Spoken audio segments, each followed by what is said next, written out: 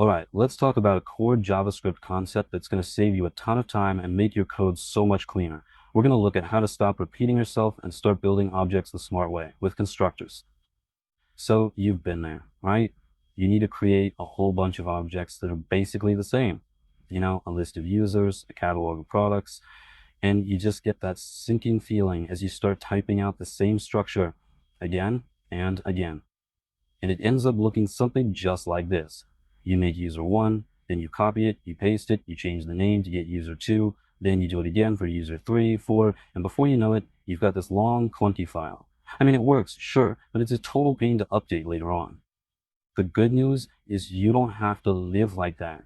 As you can see, there is a much better way, a cleaner, more powerful, and just more professional way to handle this exact scenario. So let's get into it.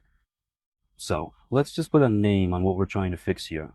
The problem is simple. Creating repetitive objects manually is inefficient, and it just doesn't scale well. And the solution? Well, it's about thinking like an engineer. You wouldn't build 100 identical cars, one piece at a time, right? No way. You'd create a blueprint. And in JavaScript, that blueprint is what we call a constructor function. And that's really the big idea right here.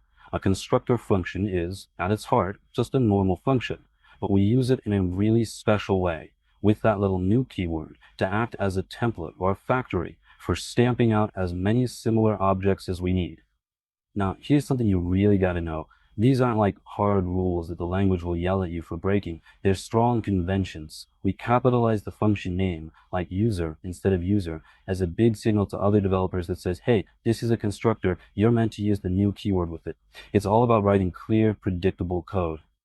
And here's our first blueprint in action. Check it out. This user function takes in a name, and then inside it uses this special keyword, this. Think of this as the new object that's being born. We're saying on this new object, create a name property, and on this new object, create an addedmin property and set it to false.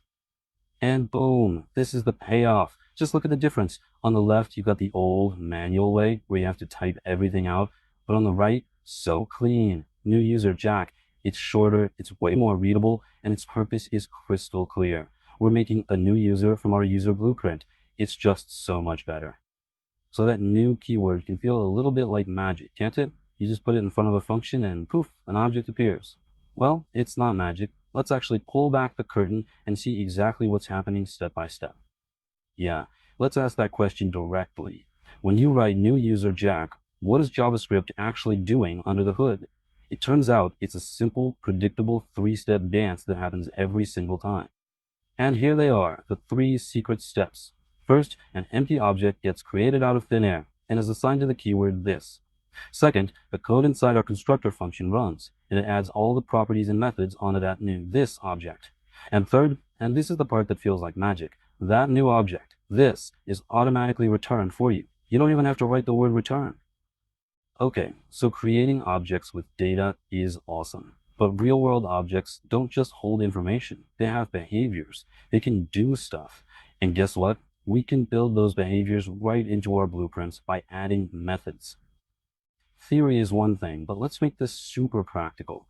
We're going to build something everybody understands, a simple calculator. This is a perfect example to see methods in action. So, before we write a single line of code, let's lay out the plan. Any calculator object that we make from our blueprint needs to have three distinct abilities, or methods. It needs a way to read two values, a way to sum them, and a way to multiply them. Simple enough. And here's what that blueprint looks like. See what's happening? We're assigning anonymous functions directly to properties on this. This.read becomes a method. This.sum becomes a method. This.mul becomes a method. So now, anytime we create a new calculator object, it comes fresh from the factory, fully loaded with these three capabilities right out of the box. Okay, you've totally got the main idea down. Now let's just cover a couple of pro tips, some special rules and edge cases. Knowing these will help you avoid some pretty common bugs and really solidify your understanding. Right, so like we just saw, the whole point of a constructor is that it automatically returns the new objects for us. That's its job. So you'll almost never see a return statement inside one. But what if you do? What happens then? Well, the rule's a little quirky, but it's simple once you see it. If you explicitly return an object from a constructor, JavaScript says, okay, you're the boss, and it returns that object instead of this. But, and here's the weird part, if you try to return a primitive value, like a string or a number, or just have an empty return, JavaScript completely ignores you and just returns this like it was always going to. So, let's wrap this up.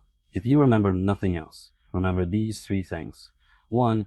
Constructors are just blueprints for making lots of similar objects. 2. That capital letter naming convention is your friend. Use it.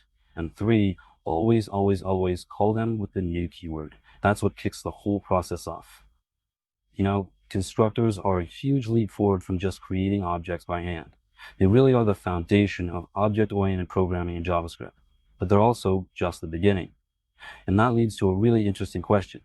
How do we build even more complex objects that can inherit features from each other? Well, that is where the journey gets even more exciting.